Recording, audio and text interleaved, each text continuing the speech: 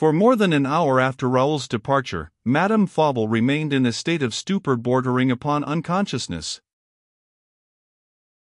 Gradually, however, she recovered her senses sufficiently to comprehend the horrors of her present situation, and, with the faculty of thought, that of suffering returned. The dreadful scene in which she had taken part was still before her affrighted vision. All the attending circumstances, unnoticed at the time, now struck her forcibly. She saw that she had been the dupe of a shameful conspiracy, that Raoul had tortured her with cold-blooded cruelty, had taken advantage of her tenderness, and had speculated upon her fright. But had Prosper anything to do with the robbery? This Madame Fauvel had no way of finding out.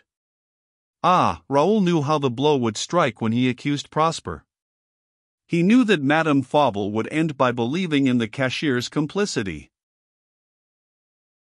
The unhappy woman sat and thought over every possible way in which Raoul could find out the secret word without Prosper's knowledge. She rejected with horror the idea that the cashier was the instigator of the crime, but, in spite of herself, it constantly recurred. And finally she felt convinced that what Raoul said must be true, for who but Prosper could have betrayed the word?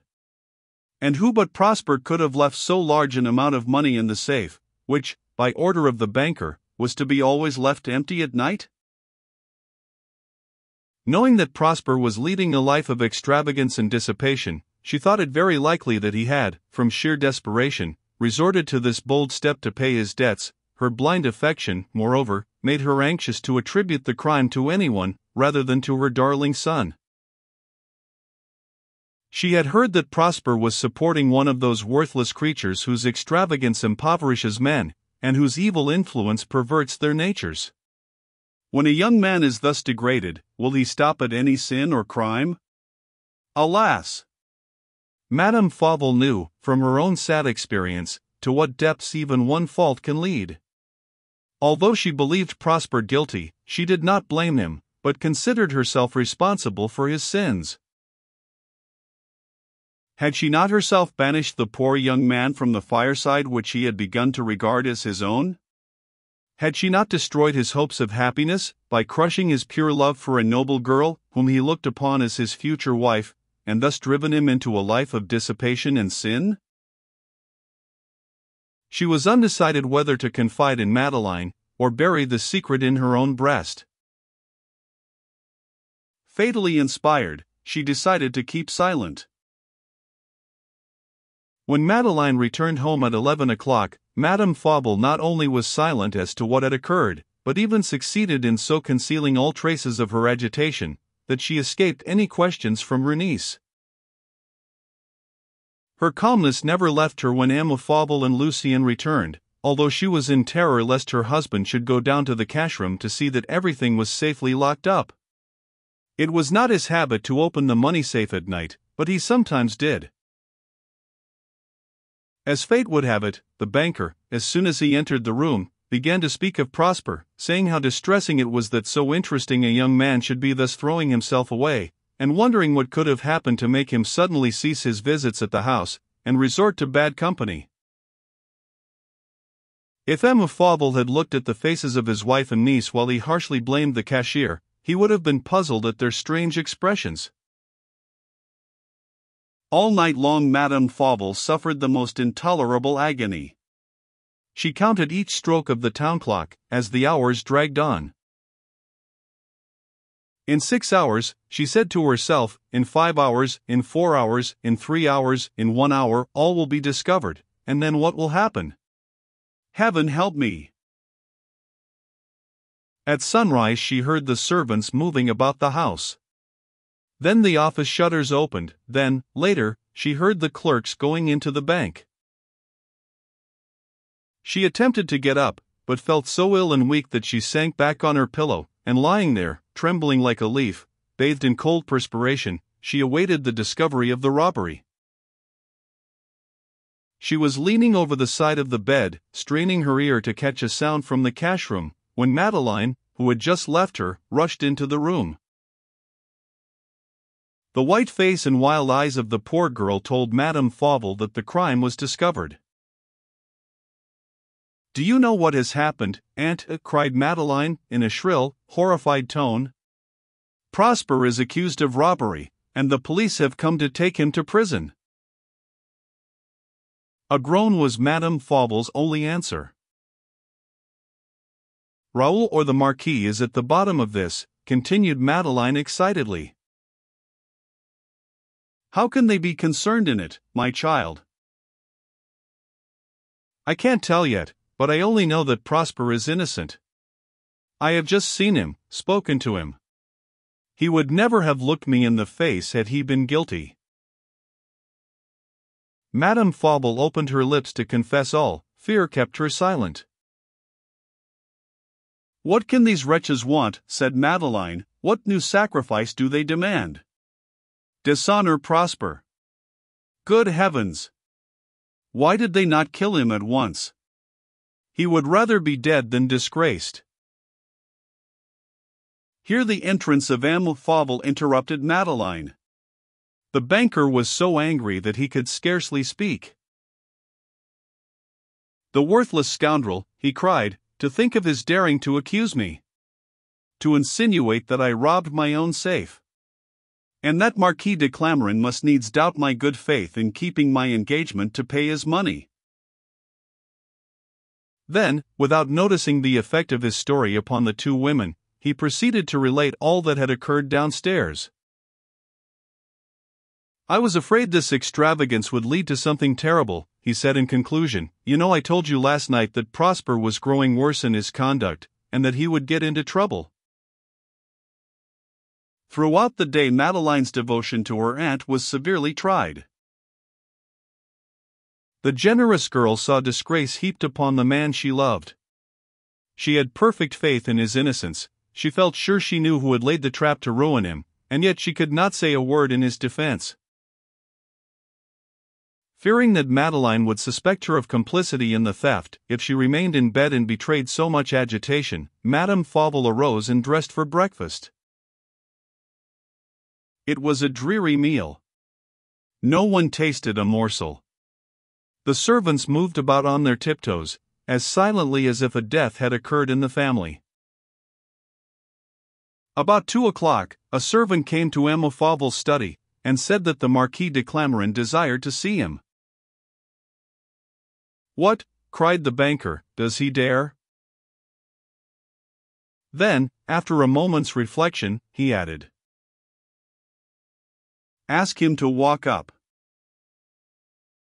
The very name of Clameren had sufficed to arouse all the slumbering wrath of M. Fauble. The victim of a robbery, finding his safe empty at the moment that he was called upon to make a heavy payment, he had been constrained to conceal his anger and resentment, but now he determined to have his revenge upon his insolent visitor. But the Marquis declined to come upstairs. The messenger returned with the answer that the gentleman had a particular reason for seeing M. Fauble in the office below, where the clerks were. "What does this fresh impertinence mean?" cried the banker, as he angrily jumped up and hastened downstairs.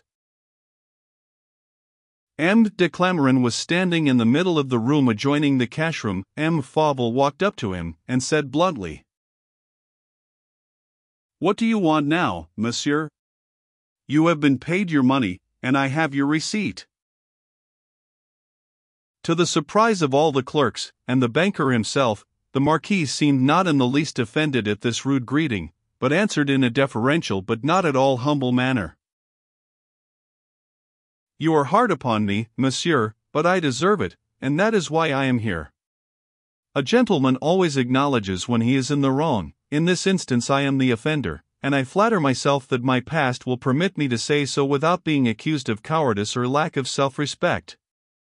I insisted upon seeing you here instead of in your study, because, having been rude to you in the presence of your clerks, I wish them to hear me apologize for my behavior of this morning." Clameren's speech was so different from his usual overbearing, haughty conduct, that surprise almost stupefied the banker, and he could only answer, "I must say that I was hurt by your doubts, insinuations, suspicions of my honor. This morning," continued the Marquis, "I was irritated, and thoughtlessly gave way to my temper. Although I am gray-headed, my disposition is as excitable as that of a fiery young man of 20 years, and I hope you will forget words uttered in a moment of excitement, and now deeply regretted. M. Fauvel, being a kind-hearted though quick-tempered man, could appreciate Clameron's feelings, and, knowing that his own high reputation for scrupulous honesty could not be affected by any hasty or abusive language uttered by a creditor, at once calmed down before so frank an apology, and, holding out his hand to Clameron, said, "Let us forget what happened, monsieur." They conversed in a friendly manner for some minutes, and, after Clameron had explained why he had such pressing need of the money at that particular hour of the morning, turned to leave, saying that he would do himself the honor of calling upon Madame Fauvel during the day. "That is, if a visit from me would not be considered intrusive," he said with a shade of hesitation. "Perhaps, after the trouble of this morning, she does not wish to be disturbed." "Oh, no," said the banker, "come, by all means, I think a visit from you would cheer her mind. I shall be from home all day, trying to trace this unfortunate affair." Madame Fauvel was in the same room where Raoul had threatened to kill himself the night previous. She looked very pale and ill as she lay on a sofa. Madeleine was bathing her forehead. When M. de Clameron was announced, they both started up as if a phantom had appeared before them. Although Louis had been gay and smiling when he parted from M. Fauvel downstairs, he now wore a melancholy aspect, as he gravely bowed, and refused to seat himself in the chair which Madame Fauvel motioned him to take. "You will excuse me, ladies, for intruding at this time of your affliction, but I have a duty to fulfill." The two women were silent. They seemed to be waiting for him to explain. He added in an undertone, "I know all." By an imploring gesture, Madame Fauvel tried to stop him. She saw that he was about to reveal her secret to Madeleine. But Louis would not see this gesture. He turned his whole attention to Madeleine, who haughtily said, "Explain yourself, monsieur." "Only 1 hour ago," he replied, "I discovered that Raoul last night forced from his mother the key of the money safe, and stole 350,000 francs.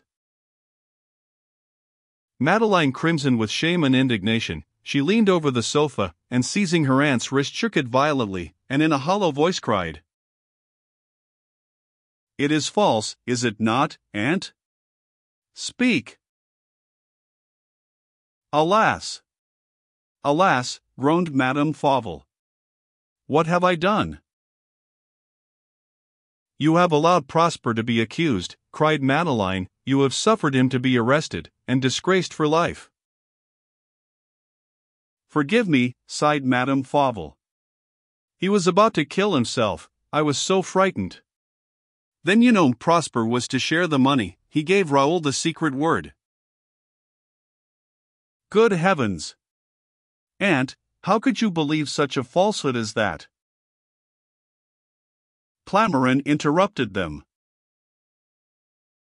"Unfortunately, what your aunt says of M. Berthemy is the truth," he said in a sad tone. "Your proofs, monsieur, where are your proofs?" Raoul's confession. "Raoul is false." "That is only too true, but how did he find out the word, if M. Berthemy did not reveal it? And who left the money in the safe but M. Berthemy?" These arguments had no effect upon Madeleine. "And now tell me," she said scornfully, "what became of the money?" There was no mistaking the significance of these words. They meant, "You are the instigator of the robbery, and of course you have taken possession of the money." This harsh accusation from a girl whom he so passionately loved, when, grasping bandit as he was, he gave up for her sake all the money gained by his crime, so cruelly hurt Clameron that he turned livid. But his mortification and anger did not prevent him from pursuing the part he had prepared and studied. "A day will come, mademoiselle," he said, "when you will deeply regret having treated me so cruelly. I understand your insinuation, you need not attempt to deny it." "I have no idea of denying anything, monsieur." "Madeleine," remonstrated Madame Fauvel, who trembled at the rising anger of the man who held her fate in his hands, "Madeleine, be careful." "Mademoiselle is pitiless," said Clamaran sadly. "She cruelly punishes an honorable man whose only fault is having obeyed his brother's dying injunctions. And I am here now, because I believe in the joint responsibility of all the members of a family." Here he slowly drew from his pocket several bundles of banknotes, and laid them on the mantelpiece. "Raoul stole 350,000 francs, he said. "I return the same amount. It is more than half my fortune. Willingly would I give the rest to ensure this being the last crime committed by him." Too inexperienced to penetrate this bold, and yet simple plan of Clamaran's, Madeleine was dumb with astonishment. All her calculations were upset. Madame Fauvel, on the contrary, accepted this restitution as salvation sent from heaven. "Oh, thanks, monsieur, thanks," she cried, gratefully clasping Clamaran's hand in hers. "You are goodness itself." Louis's eye lit up with pleasure. But he rejoiced too soon. A minute's reflection brought back all of Madeleine's distrust. She thought this magnanimity and generosity unnatural in a man whom she considered incapable of a noble sentiment, and at once concluded that it must conceal some snare beneath. "What are we to do with the money?" she demanded. "Restore it to M. Fauvel, mademoiselle." "We restore it, monsieur, and how? Restoring the money is denouncing Raoul, and ruining my aunt. Take back your money, monsieur. We will not touch it." Clamaran was too shrewd to insist. He took up the money, and prepared to leave. "I comprehend your refusal, mademoiselle, and must find another way of accomplishing my wish. But, before retiring, let me say that your injustice pains me deeply. After the promise you made to me, I had reason to hope for a kinder welcome. I will keep my promise, monsieur, but not until you have furnished security." "Security? And for what? Pray, explain yourself." "Something to protect my aunt against the molestations of Raoul after my marriage. What is to prevent his coming to extort money from his mother after he has squandered my dowry? A man who spends 100,000 francs in 4 months will soon run through my little fortune. We are making a bargain. I give you my hand in exchange for the honor and life of my aunt, and of course you must give me some guarantee to secure the performance of your promise." "Oh, I will give you ample securities," cried Clamaran, "such as will quiet all your suspicious doubts of my good faith." "Alas! You will not believe in my devotion. What shall I do to convince you of its sincerity? Shall I try to save M. Berthemy?" "Thanks for the offer, monsieur," replied Madeleine disdainfully. "If Prosper is guilty, let him be punished by the law. If he is innocent, God will protect him." Here Madeleine stood up, to signify that the interview was over. Clamaran bowed, and left the room. What pride! What determination! The idea of her demanding securities of me, he said to himself as he slowly walked away. But the proud girl shall be humbled yet. She is so beautiful. And, if I did not so madly love her, I would kill her on the spot. Never had Clamaran been so irritated. Madeleine's quiet determination and forethought had unexpectedly thrown him off his well-laid track. Not anticipating any such self-assertion on her part, he was disconcerted, and at a loss how to proceed. He knew that it would be useless to attempt deceiving a girl of Madeleine's character a second time. he saw that she had penetrated his motives sufficiently to put her on the defensive, and prepare her for any new surprise. Moreover, she would prevent Madame Fauvel from being frightened and forced into submission any longer. With mortification and rage, Louis saw that after all his plotting, when success was in his reach, when his hopes were almost crowned, he had been foiled and scornfully set at defiance by a girl. The whole thing would have to be gone over again. Although Madeleine had resigned herself to sacrifice, it was still evident that she had no idea of doing so blindly, and would not hazard her aunt's and her own happiness upon the uncertainty of a verbal promise. Clameron racked his brain to furnish guarantees. How could he convince her that Raoul had no idea or desire of annoying Madame Fauvel in the future? He could not tell Madeleine that her dowry was to be the bribe received by Raoul for his future good behavior and past crimes. The knowledge of all the circumstances of this shameful criminal intrigue would have reassured her upon her aunt's peace of mind, but then it would never do to inform her of these details, certainly not before the marriage. What securities could he give?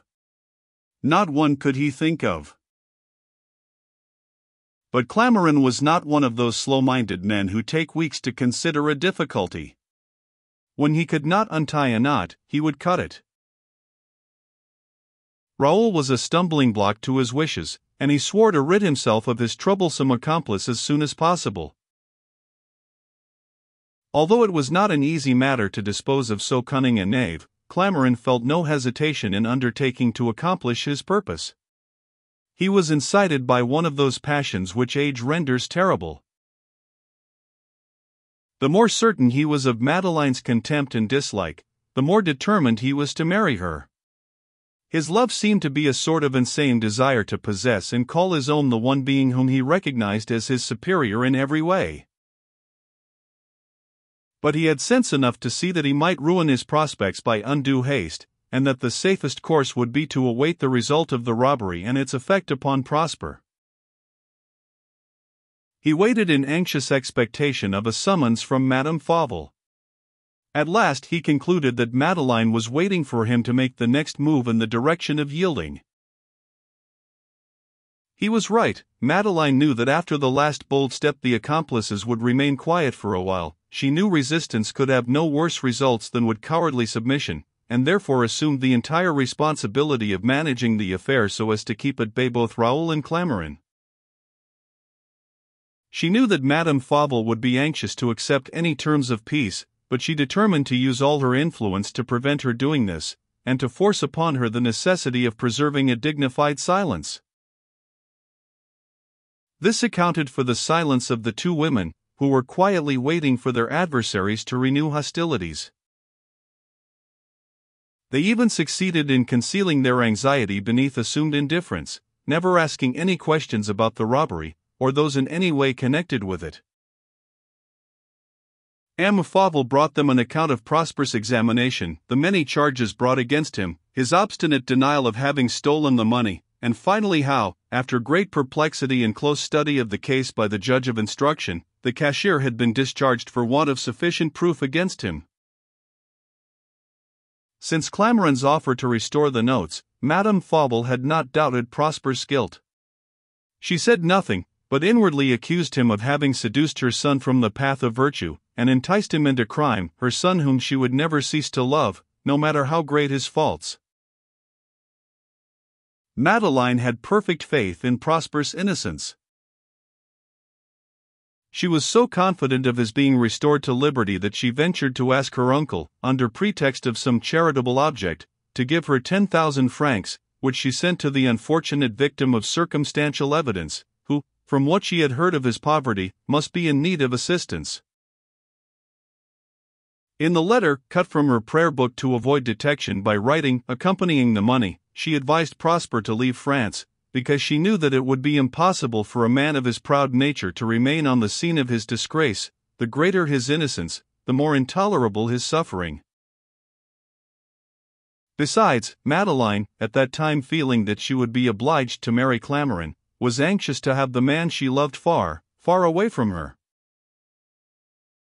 On the day that this anonymous present was sent, in opposition to the wishes of Madame Fauvel, the two poor women were entangled fearfully in pecuniary difficulties. The tradesmen whose money had been squandered by Raoul refused to give credit any longer, and insisted upon their bills being paid at once, saying they could not understand how a man of Emma Fauvel's wealth and position could keep them waiting for such insignificant sums.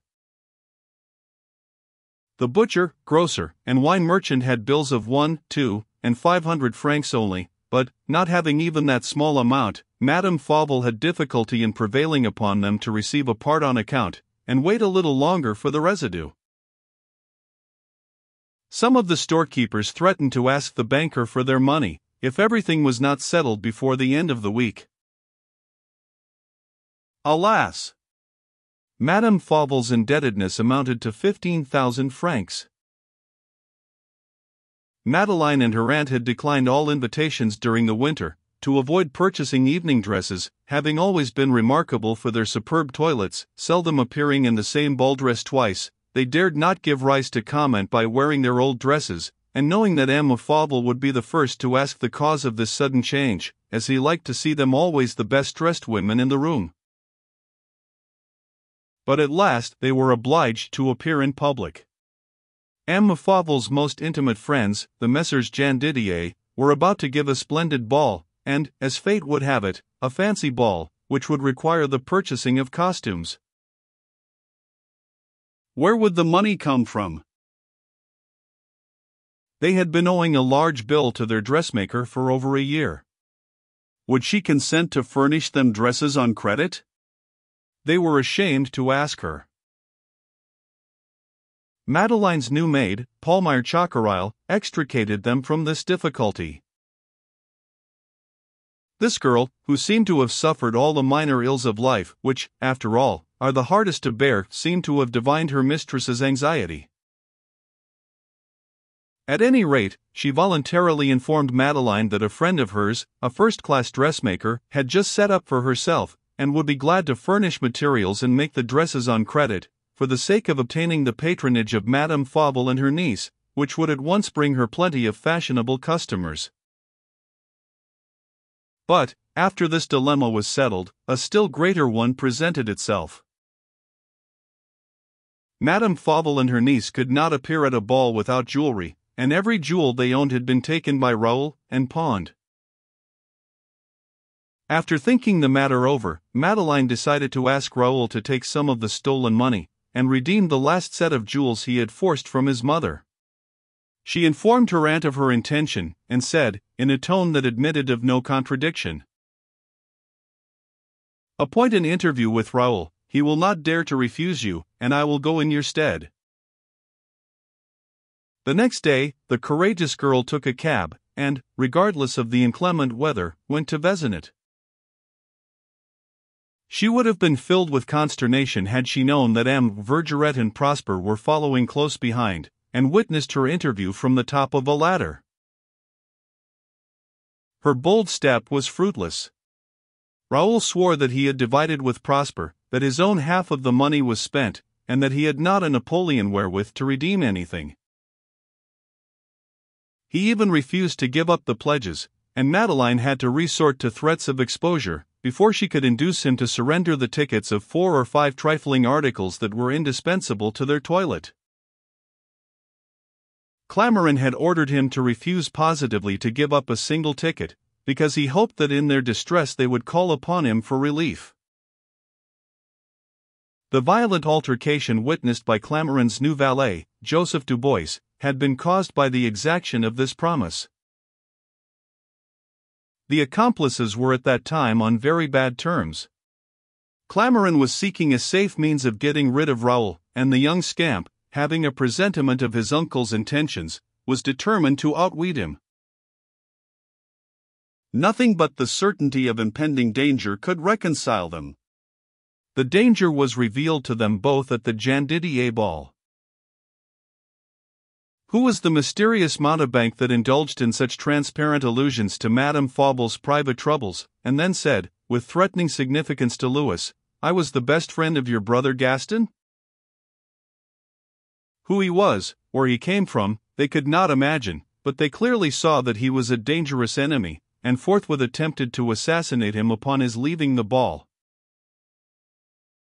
Having been followed and watched by their would-be victim, they became alarmed, especially when he suddenly disappeared, and wisely decided that the safest thing they then could do was to return quietly to their hotel. "We cannot be too guarded in our conduct," whispered Clamaran. "We must discover who he is before taking any further steps in this matter." Once more, Raoul tried to induce him to give up his project of marrying Madeleine. "Never," he exclaimed fiercely. "I will marry her or perish in the attempt." He thought that, now they were warned, the danger of being caught was lessened. When on his guard, few people could entrap so experienced and skillful a rogue. Little did Clamaran know that a man who was 100-fold more skillful than he was closely pursuing him.